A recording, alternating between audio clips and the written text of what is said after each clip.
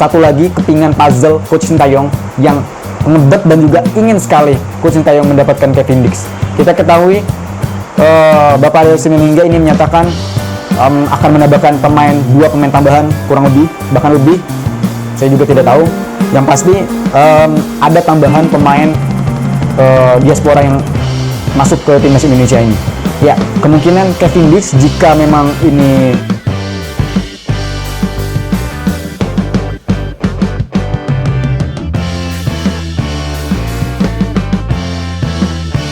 Halo, salam olahraga di channel Tuman Bola. Ya, pertandingan tim nasional Indonesia versus Bahrain tinggal menghitung hari lagi ya. Kita ketahui tim nasional Indonesia ini akan berkumpul pada tanggal 5 pada hari ini, hari Sabtu. Kemungkinan pemain timnas Indonesia di lokal di Liga Indonesia ini akan berkumpul pada jam 6 sore dan semuanya akan komplit ya, sekitar jam 9 malam dan sekitar jam 12 malam kalau tidak salah ini langsung terbang ke Doha, Qatar. Nah, untuk pemain timnas Indonesia yang ada di Eropa, baik di Eropa maupun Jepang ataupun Thailand, ini juga akan berkumpul langsung ke Doha, Qatar dan akan semuanya terbang ke Bahrain ini bareng-bareng ya pada tanggal 6. Kemungkinan sudah bisa latihan di Bahrain nanti. Oke, kita doakan saja semoga pemain timnas Indonesia ini aman dan tidak ada yang cedera pada tanggal 6 nanti sudah mulai latihan di Bahrain nanti. Oke. Informasi mengenai pemain tambahan diaspora ini cukup kuat ya di media sosial. Bahkan yang terbaru Bapak Arya Sinulinga ini menyatakan bahwa pemain diaspora Indonesia ini akan bertambah menyusul kualifikasi Piala Dunia. Zona ketiga ini cukup berat, tiap pertandingan ini harus, kalau tidak salah ini harus mendapatkan poin justru.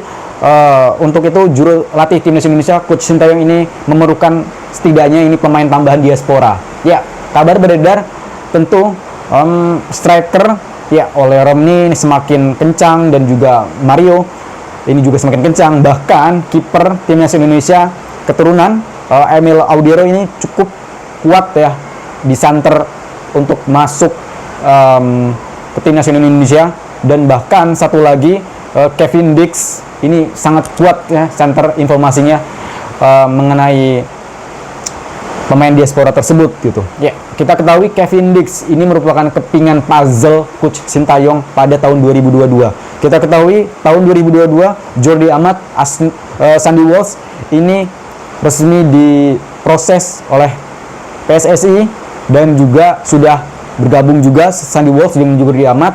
Tetapi dua pemain Mel Seegers dan juga Kevin Dix ini sempat tertunda juga karena memang kedua pemain tersebut menyatakan ada beberapa permasalahan seperti keluarga yang tidak mendukung dan juga berharap untuk dipanggil ke tim nasional Belanda.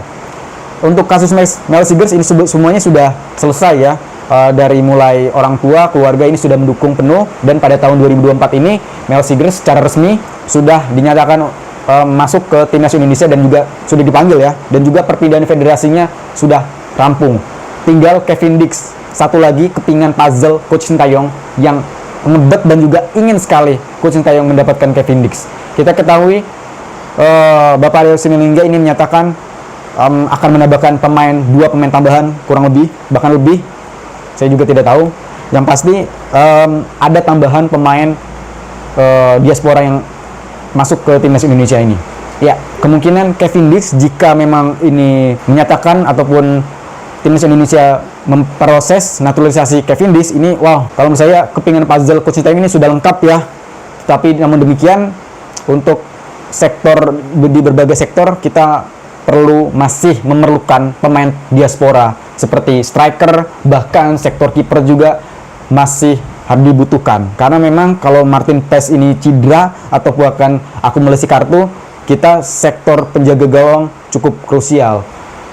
Untuk nama-nama seperti nama Nadeo ataupun nama Hernando, Adi Satrio, memang kiper ini cukup bagus. Tapi kalau memang levelnya ini sudah kelas mau kualifikasi Piala Dunia, ini sangat-sangat beda kualitasnya.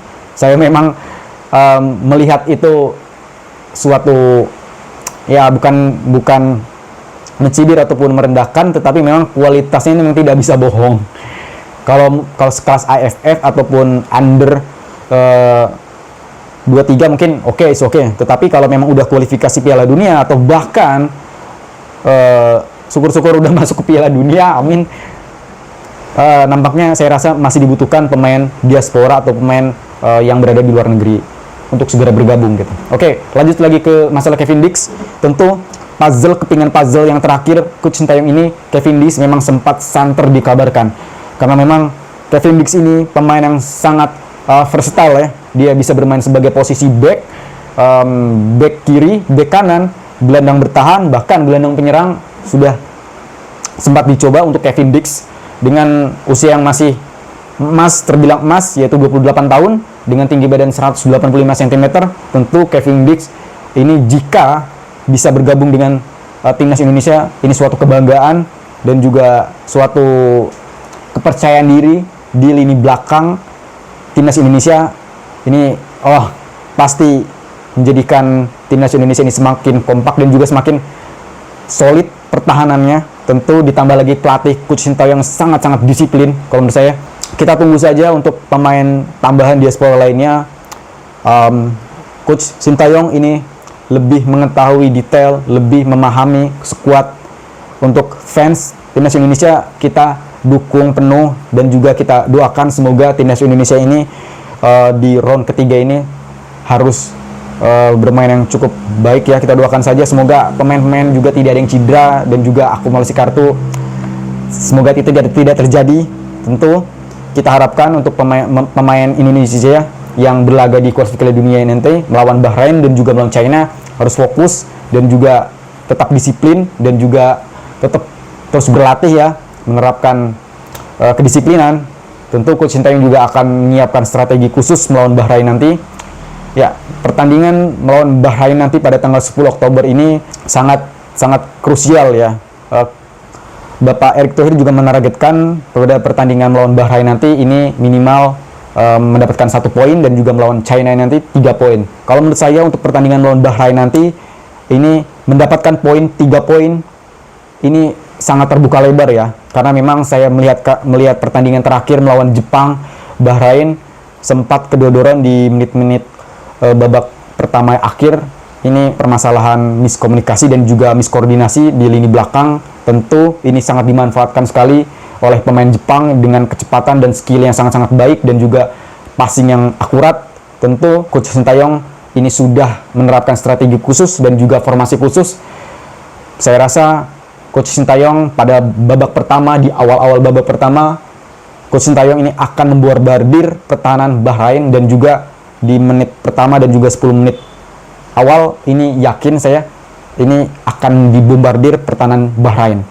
Tentu pada laga melawan Bahrain dan juga Jepang menerapkan sistem langsung menyerang di awal-awal babak pertama. Saya lihat juga pertahanan Bahrain juga sempat kacau balau dan amburadul ya dengan miskoordinasinya, dengan sampai kebobolan 5 gol menurut saya. Tentu pada laga terakhir, pada laga melawan Jepang dan juga Bahrain, ini diambil sisi positifnya. Saya rasa Bahrain juga penuh tekanan juga dengan peringkat yang jauh di bawah kita ya. Peringkat Bahrain sekarang 78 dunia, sedangkan Indonesia 129 dunia. Sangat jomplang sekali. Baik Bahrain tentu ini masih mempunyai peluang yang sangat-sangat bagus, karena memang poin yang diraih Bahrain ini 3 poin, sedangkan timnas Indonesia ini cuma 2 poin. Pada laga melawan Arab Saudi dan juga melawan Australia ini berakhir imbang. Tentu Bahrain juga walaupun kalah di pertandingan terakhir, tetapi pada laga melawan Australia di kandang Australia, Bahrain ini berhasil mengamankan poin ya dengan 3 poin dengan mengalahkan Australia. Walau ini hanya gol bunuh diri dari Harry Sota, tetapi koordinasi pas laga melawan Australia dan Bahrain ini cukup baik ya di lini pertahanannya, cukup kompak, cukup disiplin kalau menurut saya. Tetapi saya harapkan untuk pemain timnas Indonesia ini harus fokus semuanya, harus fokus dan juga harus memahami taktik Coach Sintayong, dan juga saya rasa Coach Sintayong ini sudah menerapkan strategi khusus oleh tim analisis Coach Sintayong. Kita harapkan doa dan dukungan ya. Oke. Pada laga melawan China sempat desas-desus kabar media di China ini sempat membardir ya proses perpindahan kewarganegaraan Mel Seegers dan juga Eleanor Renders. Tentu ini sangat membuat publik agak geram ya, media sosial China, karena memang Mel Seegers dan juga Eleanor Renders ini dikatakan belum sah karena memang proses naturalisasi ataupun proses perpindahan kewarganegaraan ini dilakukan di luar Indonesia. Ini baru pertama kali dilakukan oleh PSSI, perpindahan kewarganegaraan. Maka dari itu media China ini sempat mengabarkan bahwa itu tidak sah gitu. Jadi saya juga tidak habis pikir kenapa media China ini merecokin proses perpindahan pemain timnas kita gitu.